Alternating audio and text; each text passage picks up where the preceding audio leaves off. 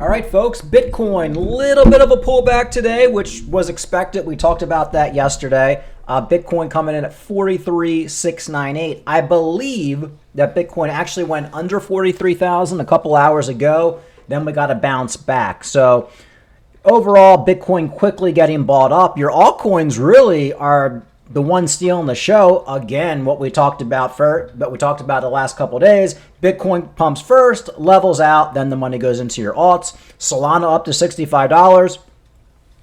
XRP almost back up to 65 cents from, we were at 62 cents yesterday. Cardano, 45 cents. Cardano doing absolutely great. We're going to talk a little bit about Cardano and the meme coin on Cardano, Snek, which I think is probably a good time to buy. Dogecoin down 4%, but it's still up from 8 cents where it was last week. Let's see if there's any major pumpers. VeChain still at 2.5 cents. Optimism up 16%. I guess that's a newer coin. And let's see what's going on over here on the second page. We got Theta at $1.06, pulling back a little bit. Luna Classic down 7%. Maybe it's a good time to put a little bit of money into Luna Classic. All right, let's see what's going on. Cardano price prediction. This is what I've been talking about. Cardano price poised for a 70% rally by late December. That's what I've been talking about for the last couple months. Will it happen? I don't know, but now you're starting to see big YouTubers talking about Cardano, and the articles are coming out. Will we get that 70 cents to $1 Cardano going into the new year? I don't know. It's very possible. With a robust rebound from bear market lows, Cardano's price action and ecosystem growth sparks bullish sentiment.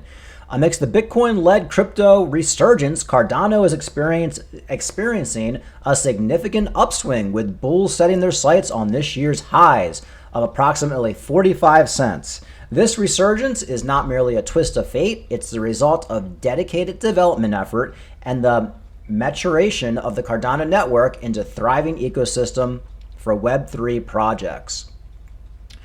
The total amount of staked Cardano has soared to an impressive 22.98 billion, with 695 million locked up in DeFi projects. This growth in staked and locked assets reduces the circulating supply, potentially fueling a bullish trend. As you guys know, the more money staked, the more money locked up. That means people aren't getting ready to dump their Cardano, which of course leads to major price dumpage. Here's a tweet. Cardano price movement is echoing its 2018-2020 trajectory, minus the COVID-19 downturn. If this pattern holds, we could see Cardano punching through the 45-cent resistance soon. What's next? A potential rally to 75% or by 75 cents by late December. Hey, we called it here first if it happens. Before this guy, I don't know, because I was calling this for the last couple of weeks. But guys, that's if everything Cardano is doing right now, it's following what it did the last cycle. If it continues to follow, we're getting to 75%. We're getting to a 75 cent Cardano in the next couple of months. It's gonna happen unless something crazy happens, like COVID number 2 comes or Bitcoin just does something really weird. But this is what Cardano is on track to do. You have to understand that. I want to talk about a little about Snek. Since we love Cardano so much, you would think since I love Cardano, I would have a bunch of Snek, which is the meme coin on the Cardano network. I did have some Snek. Like a year ago when it first came out, I was trading in and out of it. And now I don't have any. And the price has been going up absolutely insane. I'm noticing a lot of big YouTubers talking about Snek. We all love a good meme coin. I do hold Doge. I'm thinking about getting into Snek, and I want to talk about it a little bit. I think now is probably a good time. It has been pumping, so it could be due for a pullback. I wouldn't be surprised. With my luck, I would buy it today, and it drops 30% tomorrow. But I do think within the next year, Snek could be a 20, 30, 40, even 50x. So let's read a little bit about Snek. Let's go on the Snek webpage here. In Snek we trust. Our vision is to create a sustainable and inclusive token on the Cardano blockchain, providing a fun and rewarding experience to our community. We think it is necessary to experiment, innovate, make mistakes, adapt, and use the tools available to our advantage.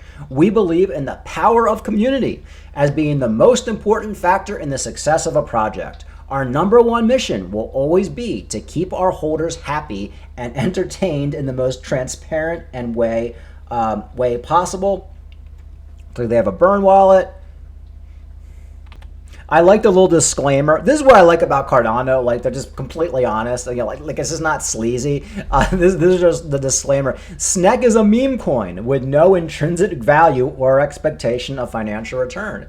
There is no formal roadmap. The coin is for entertainment purposes only. I love that. That makes me love Snek even more, that they're just honest. They're just honest. Another thing about Snek, it's like not available on like really any exchange. So if Snek were to get a major exchange listing, you could see it like 10x overnight. So essentially, Snek is only available on these DEX platforms: DEX Hunter, Miniswap, SundaySwap, and VY Finance, which means, like I said, the minute they get a major exchange listing, this thing could 10-20x within an hour. So that's one thing I like about this project. And if you go on the Snek Twitter, you'll actually see that guys like Cryptos R Us are starting to pump Snek, which, I don't know, guys. Well, this guy, I'm not a big fan of George from Cryptos R Us, but he has a lot of viewers. Snek is pumping too. Love y'all. We're rocking. Yes, I know Snek is also doing quite well. I'm thinking about getting into Snek again, but it's a little expensive. I like to see it go down more. Yeah, so a lot of big YouTubers are going to be talking about Snek. And the other big story, of course, is Jamie Dimon came out yesterday. He's been talking shit about crypto for the last 7 years. When I first got into crypto, I'll never forget Jamie Dimon. He was doing some interview. He had like a broken arm, and he's basically calling cryptocurrency rat poison. And then it turned out like all the banks that he runs are buying cryptocurrency, and they're like hiring blockchain people. The guy's a complete sleazeball. He's like the definition of just your sleazeball banker. Essentially a mobster. But here, crypto is for criminals. JP Morgan has been fined $39 billion and has its own token, yet he's calling crypto a scam. Crypto proponents on Twitter wasted no time pointing out the hypocrisy of JP Morgan CEO Jamie Dimon's recent remarks about Bitcoin and crypto to the U.S. Senate Committee on Banking, Housing, and Urban Affairs. JP Morgan, Jamie Dimon, is being hauled over the hot coals by the crypto community after claiming Bitcoin and cryptocurrency only true case is to facilitate crime. The guy just can't evolve, which I think he's been saying all this stuff just to get cheap Bitcoin. Here's what him on YouTube. I've always been deeply opposed to crypto, Bitcoin, etc. You pointed out the only true use case for it is criminals, drug traffickers, anti-money laundering, tax avoidance, and that is a use case because it is somewhat anonymous, not fully, and because you can move money instantaneously, and because it doesn't go through, as you mentioned, all these systems have been built up over many years, know your customers, sanctions, OFAC. Anyway, so there's Jamie Dimon basically just talking shit about Bitcoin. And does anybody care anymore? You know, when he first came out years ago talking shit about Bitcoin, it actually affected the price. Like, people were like, oh, God, yeah, like, maybe we shouldn't be in it. Now it's just like, it's so big now, nobody really gives a shit what he says. But he's just an evil little man. Here's Mike Novogratz rebuttal. You watched that, you heard him say that, and you thought what to yourself? He keeps doubling down and he keeps being wrong. What surprises me is so many of Jamie's clients, right? Some of the wealthiest guys in America, you know, Abby Johnson at Fidelity, Jeff Yass, Stan Druckenmiller, Ray Dalio, big investors all believe that Bitcoin is a store of value. We see it in our client base. Our trading desk has been busy with hedge funds buying. We see it in institutions buying. And so I don't know where Jamie gets off thinking that he's smarter than all those guys. I don't think Jamie thinks he's smarter. I think he's basically just a part of that left-wing, liberal Democrat wing, the Maxine Waters wing, the what's that old lady's name? Elizabeth Warren, and he's just kind of bought and paid for by them. Also, he wants to keep Bitcoin cheap because he's buying it behind the scenes. That's already been proven. They've already, somebody pointed out that, JP Morgan is hiring all sorts of blockchain people. So while he's talking shit about it, they're essentially building up their crypto infrastructure over there at JP Diamond. So a complete scammer, in my opinion. All right, guys, that's pretty much it. One more look at the markets. Bitcoin 43,704. I don't know. That dump we had this morning really getting bought up, which is really looking absolutely positive. But like I said, even though Bitcoin dumped, your overall altcoins did not dump, or they did dump, but then they came back because I could swear this morning Cardano was at like 43 cents, and now it's almost at 46 cents again. So Cardano is just pushing towards 50 cents. Solana, not a big fan of Solana, but Solana's doing great. XRP trying to get back up to 70 cents. I think we're going to get there. So overall, guys, everything looking great. But remember, this is crypto. We could get a pullback at any moment, but we are in the phase of the market where if we get a pullback, you got to be buying up your favorite coins. Like I have a bunch of money right now that I put on Coinbase and some other platforms that I'm looking to buy, but I'm really thinking we might get a little bit of a pullback in some of these altcoins. I guess technically we got a pullback last night and I probably should have bought, but things are just rocking and rolling. A lot of people think we might get up to $50,000 before we get like a major, 30% rejection. I just find that hard to believe. I feel like we're going to get a major rejection before that. Maybe 45,000 again will get rejected, but I don't know. It's all a guess. You just have to have money on the side right now looking to buy. A lot of these altcoins are still juicy. Getting Cardano at 45 cents is still a good buy.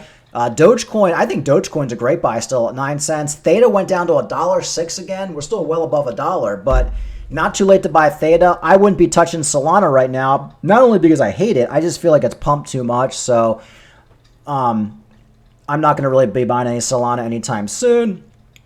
BNB is kind of like a dead man walking, just hanging out like at 235, 239 for the last month. But overall, everything looking good going into the new year, but we could get a dump at any time. The sentiment can change at any time. You have to go with the flow, buy the dumps, halving coming up.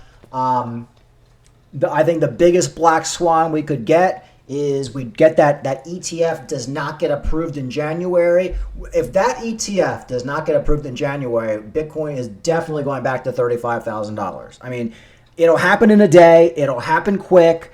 We'll probably bounce back in the coming weeks, but that's like the one thing I could see. And the problem is it's a possibility. Like I'd say this ETF is maybe like an 80-85% chance of getting approved in January, but it might not happen. We might not get the ETF till the summer or next year. I don't know. It doesn't matter because we have the Bitcoin halving. Overall, it's not going to make much of a difference, but we will get a significant dump if this ETF does not get approved. So just be aware of that. All right, guys, like and subscribe. Talk to you later.